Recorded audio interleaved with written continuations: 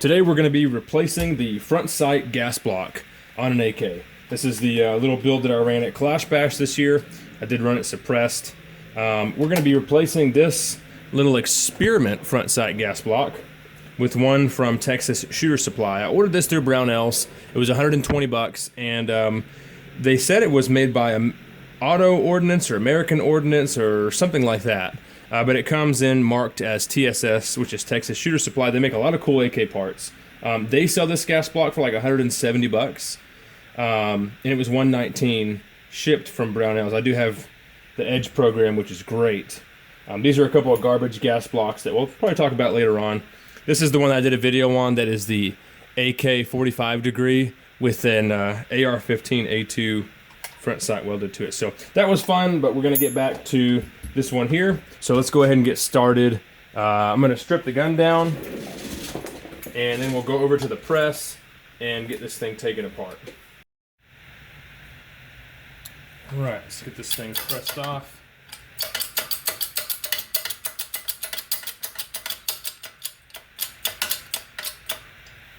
I'm hoping where I have these set will be good enough. With the A2 front sight top on there, it's a little bit oddly shaped, so I'm hoping these crossbars are going to hold it in place.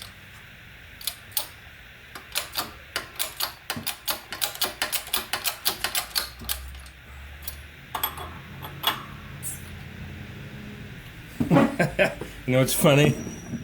Ah, look at that.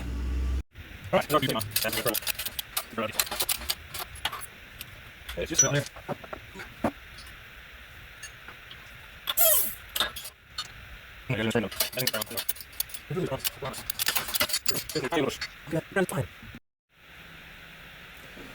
Got the old gas block off. We'll go ahead and put the new one on. There is a look at the gas port and how close it is to the barrel. Be interesting there, but it does work just great. One thing that I will tell you guys is if you get the AMD 65 kit from Century, the only issue that you may have is hardness of the barrel, which isn't that big of a deal, but off-center gas hole is an issue that you may run into. So my gas hole is a little bit off to this side. Luckily it is properly chamfered, so it isn't that big of a deal, but it is important to know. So I don't think we're going to run into any issues. I have used one of these on here before, and that little bevel or the chamfer inset there is enough to still give you proper gas when you go to put this thing on. For the gas block, get a screwdriver like this and tap it in from the front after you get the screws removed. And just get it in a little bit to separate this clamp.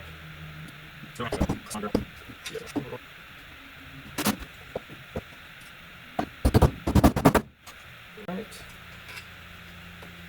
There we go. Looks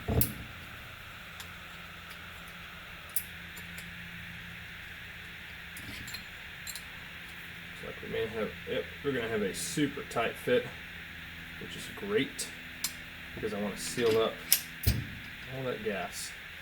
Pretty much where it's going to be. See if we can get it all into place here.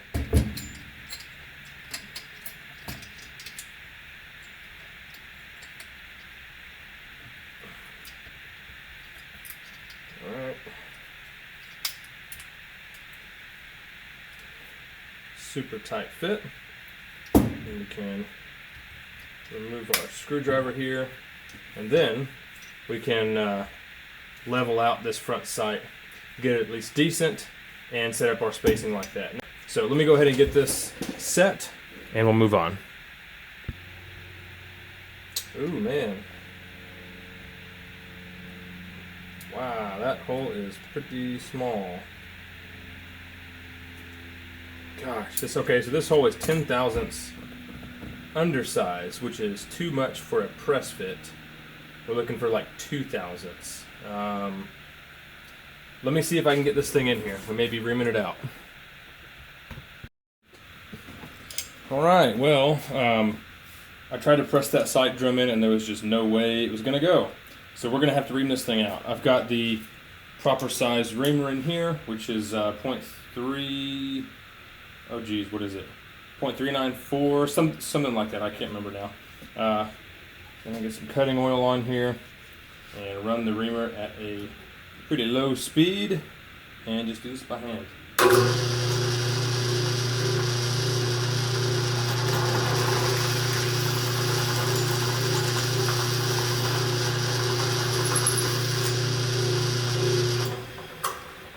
So not a whole lot of metal taken off there. Hopefully just enough to get that sight drum in.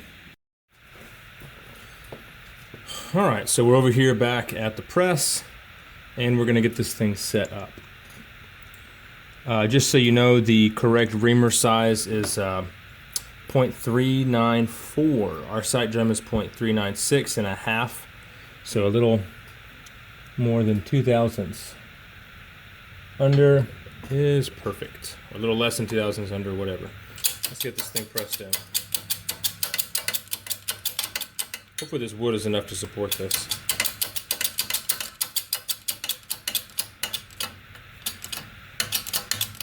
Yeah.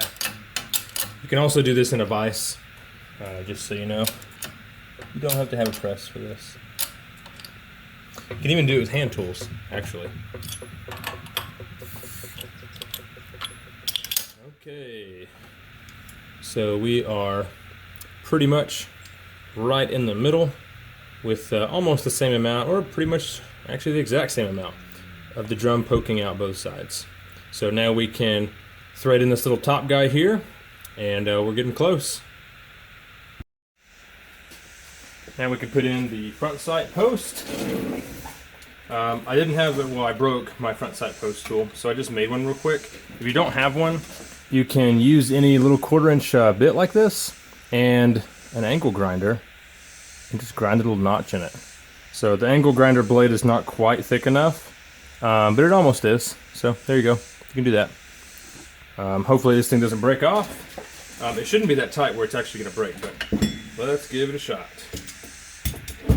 So normally I would put a little bit of blue Loctite on this to